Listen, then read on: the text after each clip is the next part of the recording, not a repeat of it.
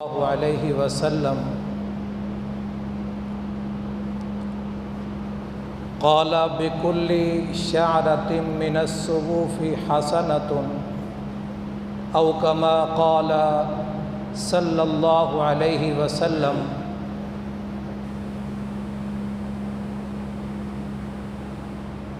اللہ تبارک و تعالی آپ کی عبادات کو محض اپنے فضل سے قبول فرمائے۔ عشرہ ذی الحجہ کے حوالے سے گزشتہ کچھ دروس بھی ہوئے ہیں، جمعے میں بھی گفتگو کی ہے۔ علامہ ابن حجر عسقلانی رحمۃ اللہ علیہ نے اس عشرے کی عظمت اور فضیلت کی وجہ اور سبب بھی بتایا ہے، روایت نقل کی ہے۔ ہم لوگ تو زیادہ نہیں سوچتے کہ بھی امام صاحب دروس دے رہے ہیں، قرآن مجید میں اللہ نے اس عشرے کی 10 راتوں کی اور دنوں کی بھی قسم اٹھائی ہے، تو اتنا سوچا نہیں ہے، دنیا کے بارے میں سوچتے ہیں۔ وگرنہ اگر آپ خود غور و فکر، میں تھوڑا سا شوق دلا رہا ہوں حاجی صاحب، تھوڑا شوق دلا رہا ہوں کہ اگر ہم تھوڑا کسی دین کے معاملے میں کچھ غور کریں تو کافی چیزیں ہمارے سامنے آ جاتی ہیں۔ اس عشرہ ذی الحجہ میں احکامات الہیہ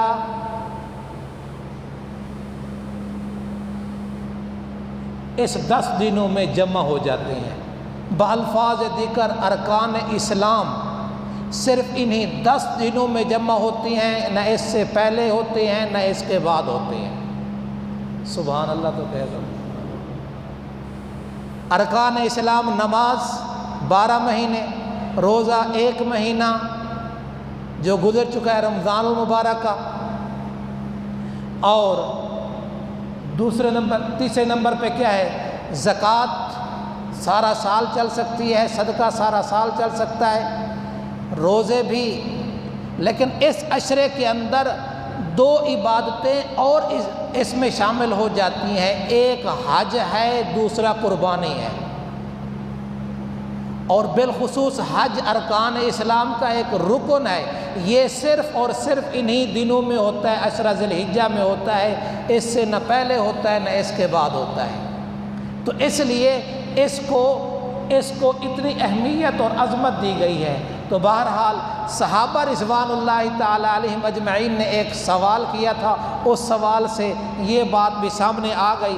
آپ صلی اللہ علیہ وسلم کے پاس صحابہ آئے اور کہنے لگے، قالوا یا رسول اللہ ما هذه الاضاحی، اے اللہ کے نبی یہ قربانی کیا ہے؟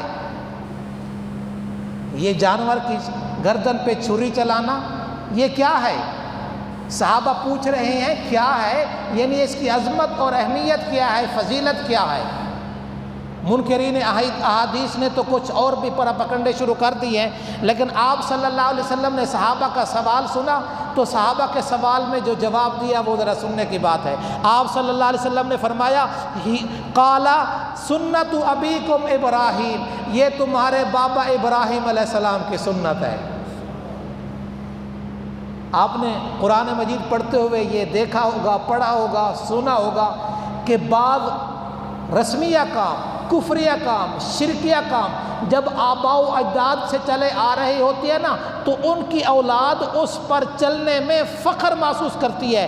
قرآن بتاتا ہے جب ان سے پوچھا گیا تو یہ تم کفریہ کام، شرکیہ کام کیوں کرتے ہو، تو وہ کہتے تھے وجدنا آباءنا لہا عابدین، ہم نے اپنے باپ دادا کو اسی طرح کرتے ہوئے دیکھا، ہم بھی اسی طرح کر رہے ہیں۔ یہ بات سمجھ آئیے؟ تو اب آپ صلی اللہ علیہ وسلم نے فرمایا ہی سنت ابیکم ابراہیم، یہ تمہارے بابا ابراہیم علیہ السلام کی سنت ہے، اور ہے بھی اچھا کام، بابا ابراہیم علیہ السلام کی سنت ہے۔ تو آپ نے فرمایا تمہارے باپ جس طرح وہ لوگ اپنے رسومات والے کام کرنے میں فخر کرتے ہیں، تو میری امت کو اپنے بابا ابراہیم علیہ السلام کی سنت پر عمل کرنے میں فخر ہونا چاہیے۔ آگے آپ صلی اللہ علیہ وسلم نے فرمایا، صحابہ نے پوچھا مالنا منہا، ہمارے لیے کیا ہے؟ ہمارے لیے اس میں کیا ہے؟ آپ صلی اللہ علیہ وسلم نے فرمایا قال بکل شعرۃ حسنۃ، ہر بال کے بدلے اللہ نیکی عطا کرے گا، ہر بال کے بدلے، قربانی کے جانور کے ہر بال کے بدلے اللہ نیکی عطا کرے گا۔ صحابہ نے اس سوال کو اور آگے بڑھایا، صحابہ نے عرض کیا قالوا یا رسول اللہ فالصوف، کچھ جانور ہوتے اون والے، اون بہت زیادہ ہوتی ہے بالوں کی نسبت، تو آپ صلی اللہ علیہ وسلم نے فرمایا قال بکل شعرۃ من الصفوف حسنۃ، من الصوف حسنۃ، ہر صوف کے بدلے، ہر اون کے بدلے، ہر اون والے بال کے بدلے اللہ نیکی عطا کرے گا۔ اتنے بڑے اجر کی چیز ہے۔ اللہ تبارک و تعالیٰ اس سنت ابراہیمی کو ابراہیم علیہ السلام کے جذبے اور عقیدے کے ساتھ ہمیں کرنے کی توفیق عطا فرمائے۔